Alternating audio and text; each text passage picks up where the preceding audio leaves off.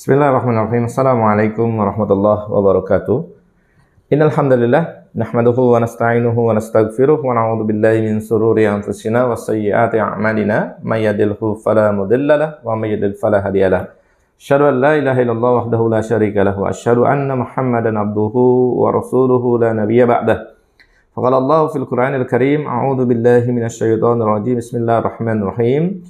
Ya ayyuhalladzina amanu taqullaha haqqa tuqatih wa la tamutunna illa wa antum muslimun. Sahabat UIM yang dirahmati Allah Subhanahu wa taala, segala puji milik Allah Subhanahu wa taala. Kita hanya pantas memuji Allah Subhanahu wa taala atas limpahan karunia, limpahan nikmat yang diberikan oleh Allah Subhanahu wa taala, dan salawat hanya pantas kita ucapkan kepada Rasulullah sallallahu alaihi wasallam yang telah menunjukkan kita kebaikan-kebaikan melalui firman Allah Subhanahu wa taala yang dibawa oleh Rasulullah sallallahu alaihi wasallam dan menunjukkan kita banyak pelajaran dalam masalah kehidupan untuk menggapai surganya Allah Subhanahu wa taala. Sahabat UIM yang dirahmati Allah Subhanahu wa taala, tahun 2022 hari ini ya sudah ramai marak dibicarakan terkait dengan pemimpin Indonesia 2024 ya. Jadi sudah banyak digadang-gadang simpulan calon yang pantas untuk jadi presiden 2024. Simpulan ya pantas gitu ya, melalui lembaga-lembaga survei sudah muncul nama-nama ya untuk digadang-gadang sebagai presiden Indonesia 2024. Lalu sahabat UIM, kita bagaimana melihat terkait dengan politik di Indonesia ini? Ya, politik terkait dengan pemimpin ya Indonesia 5 tahun ke depan 2024 ya sampai 2029. Maka Islam mengajarkan ya bagaimana pemimpin yang akan kita pilih gitu ya ke depan itu adalah pemimpin yang memiliki 5 karakter kepemimpinan Islami ya. 5 karakter ini harus wujud kalau misalkan kita ingin Indonesia ini dipimpin oleh seorang pemimpin yang baik, pemimpin yang soleh, ya, dan Indonesia mencapai adil dan makmur, ya. Maka 5 karakter atau 5 ciri ini harus melekat ada pada pemimpin Indonesia ke depan, ya, sehingga kita tidak mendapatkan pemimpin yang zong lagi, ya, 8 tahun memimpin, ya, justru kerusakan, justru kemudaratan, kemungkaran yang kita dapatkan. Maka kita tidak boleh lagi memilih pemimpin yang memang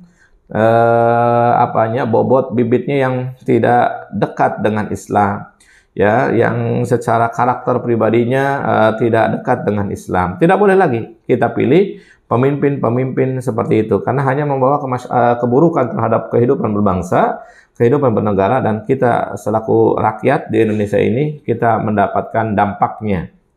Ya, jadi ini pelajaran yang berharga. 8 tahun ini kita mendapatkan pemimpin yang kurang baik ya, sehingga ya hancurlah sebuah bangsa tersebut. Nah, sahabat UIM yang dirahmati Allah Subhanahu wa taala, di dalam Al-Qur'an maupun sunnah Rasulullah sallallahu alaihi wasallam, pemimpin Islami itu ada beberapa karakter. Yang pertama adalah memiliki akidah atau keimanan yang kuat. Ini karakter yang pertama, dan karakter ini tidak bisa ditawar-tawar. Ya, pemimpin Indonesia ke depan adalah pemimpin yang harus berasal dari orang-orang beriman, pemimpin yang harus berasal dari orang-orang yang memang kuat keimanannya, kuat akidahnya. Karena Allah Subhanahu wa taala mengatakan dalam surat An-Nisa misalkan, a'udzubillahi minasyaitonirrajim, bismillahirrahmanirrahim, ya ayyuhalladzina amanu atti'ullaha wa atti'ur rasul wa ulil amri minkum. Wahai orang-orang beriman, hendaklah taat kepada Allah, taat kepada Rasul dan pemimpin di antara kalian. Makna pemimpin di antara kalian ini adalah pemimpin-pemimpin yang beriman, pemimpin-pemimpin yang soleh, pemimpin-pemimpin yang memang berasal dari komunitas-komunitas orang-orang beriman, yaitu memiliki keimanan yang kuat dan akidah yang kuat. Ya. Jadi pemimpin yang taruhlah misalkan Indonesia nanti memilih 2024 pemimpin Indonesia ke depan, maka harus pemimpin itu berasal dari orang-orang beriman. Harus orang-orang yang memiliki keimanan yang kokoh, akidah yang kuat. Karena dengan seperti itu bangsa ini menjadi baik. Dengan seperti itu bangsa ini menjadi akan mendapatkan ridho daripada Allah Subhanahu wa taala. Ya. Nah, kalau kita definisikan iman itu, para ulama atau mengambil dari hadis Ibnu Majah, para ulama mengatakan bahwa iman itu tasdiqu bil qalbi, keyakinan dalam hati, wa iqraru bil lisani, dilafazkan, ya, diucapkan dengan lisan, wa amalu bil arkan, wa amalu bil jawarih, ya, dan diamalkan dengan amal-amal atau anggota tubuh, ya. Jadi kita lihat nih sosok, jika ada hari ini yang digadang-gadang untuk calon 2024 Indonesia, RI 1 lah kalau seperti itu, maka dilihat, ya, keimanannya. Kalau hati tasdik kita tidak bisa lihat lah, ya. Tasdik ini urusan hati, urusan Allah Subhanahu wa taala. Tapi kita bisa lihat. kita bisa ukur dari ucapan lisannya apakah dia termasuk orang-orang yang beriman. Ya, dari perbuatan-perbuatan kesehariannya, anggota tubuhnya, apakah dia termasuk orang beriman? Nah, kita bisa lihat ini dua parameter ini dari lisannya. Sejauh mana dia membela Islam, ya, sejauh mana lisannya menunjukkan keberpihakan kepada Islam, dan sejauh mana anggota tubuhnya kemudian dia mengimani dan membenarkan Islam. Ya. Jadi ini syarat yang pertama, sahabat UIM yang dirahmati Allah Subhanahu wa taala. Syarat yang pertama dan tidak bisa ditawar-tawar lagi. Ya. Syaratnya adalah memiliki keimanan dan akidah yang kokoh. Maka ini karakter. Harusnya umat Islam hari ini mulai dari situ. Jika ingin sudah ada nama-nama muncul, maka mulai seleksinya itu dari akidahnya. Mulai dari akidahnya, mulai dari keimanannya. Yang kedua, ya, yang kalau kita lihat karakter parameter pemimpin, kepemimpinan Muslim, kepemimpinan Islam, ya, maka karakter yang kedua itu harus amanah.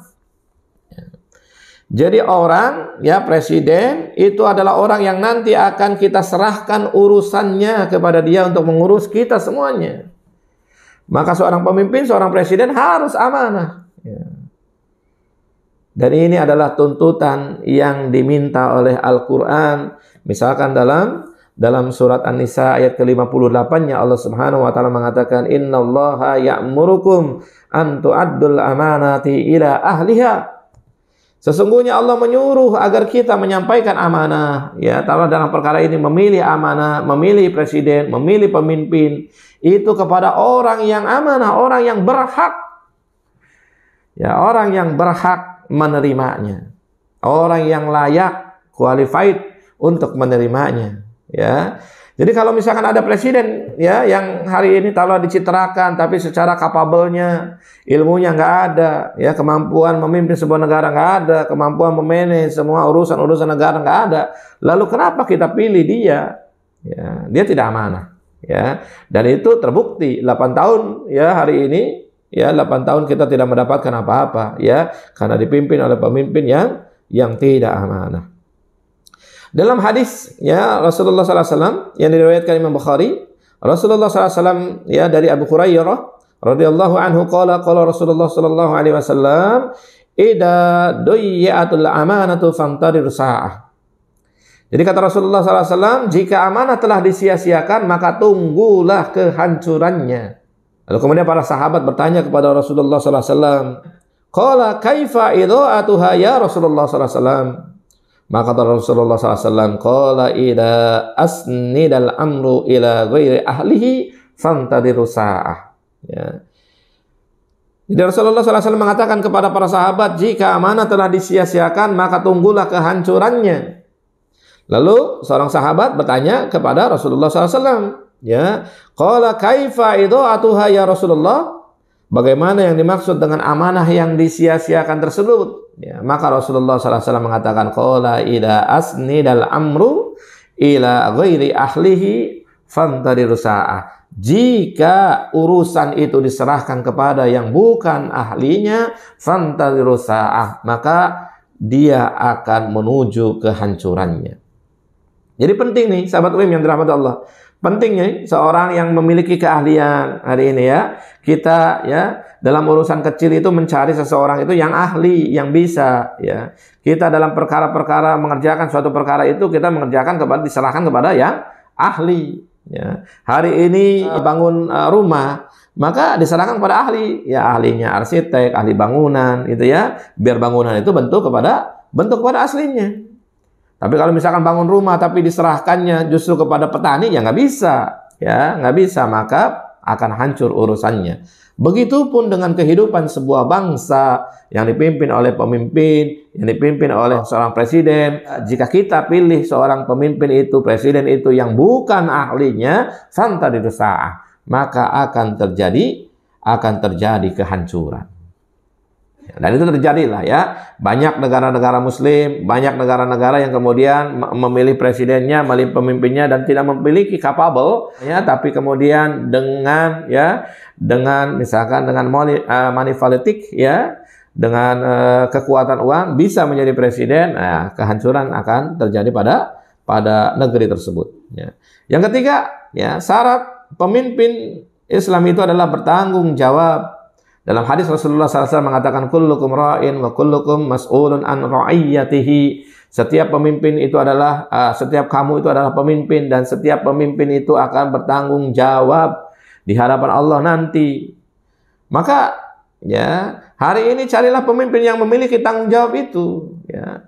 Carilah hari ini, taruhlah misalkan dari banyaknya calon yang untuk jadi pemimpin Indonesia ke depan, carilah orang-orang yang memiliki tanggung jawab. Dia takut terkait dengan urusan yang dibebankan kepada dirinya. Jangan sampai mencari pemimpin-pemimpin yang tidak bertanggung jawab ya. Hutang naik, nggak mau terus tanggung jawab, terus aja ngutang. Urusan hancur, dia tidak mau tanggung jawab ya. Tetapi pemimpin-pemimpin yang baik adalah pemimpin-pemimpin yang takut ya. Ketika dipilih menjadi seorang pemimpin itu, dia takut terhadap ancaman Allah Subhanahu wa taala, karena setiap amanah yang diberikan kepada dirinya, termasuk kepemimpinan, termasuk jabatan, misalkan jabatan presiden, maka itu adalah amanah yang nanti akan diminta pertanggungjawaban oleh Allah Subhanahu wa taala. Kullukum ra'in wa kullukum mas'ulun an ra'iyyatihi. Setiap kamu adalah pemimpin, dan setiap pemimpin itu akan diminta pertanggungjawabannya oleh Allah Subhanahu wa taala. Ya. Jadi yang pertama aspek akidah, imanan, yang kedua adalah yang amanah, yang ketiga bertanggung jawab, yang keempat harus bisa menciptakan keadilan. Ya.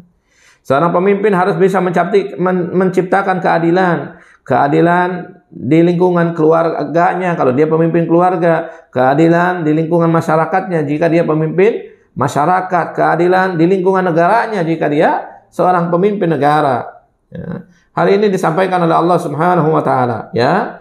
Allah Subhanahu wa taala mengatakan ya ayyuhalladzina amanu kunu qawwamina lillahi syuhada'a bil qist ya. Wala yajrimannakum sananun qaumin ala alla ta'dilu.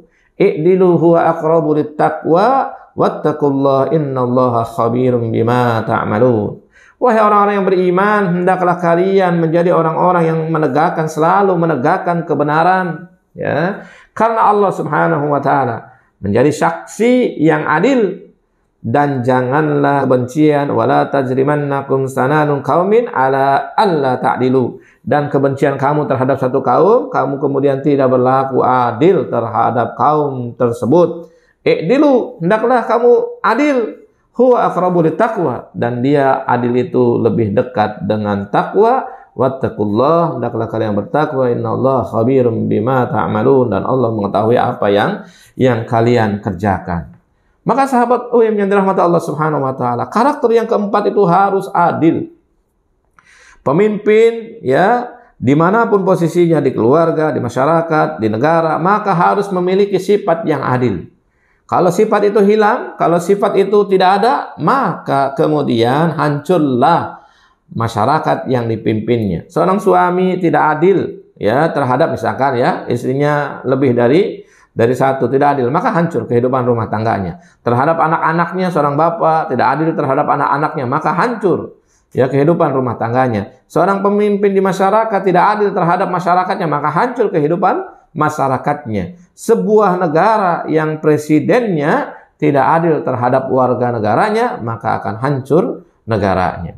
Ya, jadi kalau yang korupsi yang besar-besaran itu ya taruhlah ya orang-orang yang memang ada dalam lingkaran penguasa, maka tidak ditindak misalnya gitu ya. Tapi orang yang misalkan yang di luar penguasa, dalam misalkan oposisi, maka ditindak. Nah, itu tidak akan membawa keadilan ya. Terus kemudian orang yang misalkan dalam undang-undang ITE, orang yang melakukan pelanggaran-pelanggaran, kalau dia dekat dengan penguasa nggak ditindak, Tapi kalau misalkan dia merupakan oposisi dari penguasa, maka ditindak. Nah, ini tidak ada keadilan. Dan itu adalah hal yang buruk. Maka syarat dalam kepemimpinan Islam itu harus memiliki jiwa yang adil. Ya. Dan yang kelima, ya, syarat yang kelima yang ada dalam Al-Quran ya maupun Sunnah Rasulullah SAW, itu adalah seorang pemimpin itu harus memiliki akhlak yang mulia. Ya.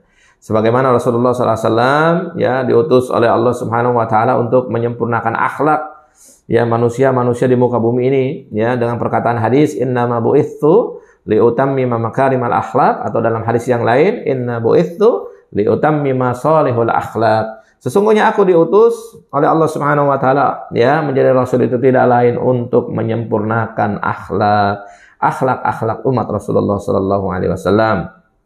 Ya. Bahkan dalam hadis yang lain ya hadis riwayat Tirmidzi, Rasulullah sallallahu alaihi wasallam mengatakan a'malul mu'minin imanan ahsanuhum khuluqan. Di antara kesempurnaan seorang mukmin atau mukmin yang paling sempurna keimanannya adalah ahsanuhum khuluqan. Dia memiliki akhlak yang baik. Ya. Jadi seorang pemimpin itu harus memiliki akhlak yang baik. Ya, akhlak terhadap Robnya, terhadap Allah Subhanahu Wa Taala, akhlak terhadap Rasulullah SAW, akhlak terhadap orang yang tua, akhlak terhadap orang yang sepadan, terhadap atasannya, terhadap bawahannya, ya, dan termasuk akhlak terhadap rakyatnya. Seorang pemimpin harus memiliki akhlak yang seperti itu. Ya, jangan sampai kemudian seorang pemimpin itu tidak memiliki akhlak yang baik. Ya. Misal ya pemimpin bagi-bagiin makanan ya, dianya di mobil, makanannya dilempar-lempar keluar mobil. Ini akhlaknya di mana pemimpin seperti ini? Ya, bagi-bagiin uang kepada rakyatnya, dianya di mobil terus kemudian uangnya dilempar ke keluar jendela. Mana akhlak pemimpin seperti ini? Ya. Maka Islam sangat melihat hal seperti itu. Maka sahabat UIM yang dirahmati Allah Subhanahu wa taala, ketika tadi saya sudah menjelaskan terkait dengan 5 karakter pemimpin Islam ini, maka hari ini PR kita adalah bagaimana kita melihat ya calon taruhlah misalkan Presiden Indonesia 2024 itu disesuaikan dengan akidah dan iman yang kuat. Yang kedua amanah, yang ketiga tanggung jawab, yang keempat adil, dan yang kelima adalah akhlak yang mulia. Ya, semoga Allah Subhanahu wa taala memberikan kepada kita semuanya pemimpin yang memang bisa memiliki karakter-karakter seperti ini, dan dia bisa menjadi pemimpin yang memang pemimpin bangsa. Dan jika pemimpin itu memiliki karakter ini, maka insya Allah kebaikan kepada bangsa, kepada negara, dan kepada rakyat insya Allah akan terwujud. Dan kita berdoa kepada Allah Subhanahu wa taala, mudah-mudahan di Indonesia ini segera Allah Subhanahu wa taala berikan pemimpin-pemimpin yang seperti itu. Aku qouli hadza wa astaghfirullah li wa lakum wa sairil muslimina wal muslimat innahu huwal ghafurur rahim. Assalamualaikum warahmatullahi wabarakatuh.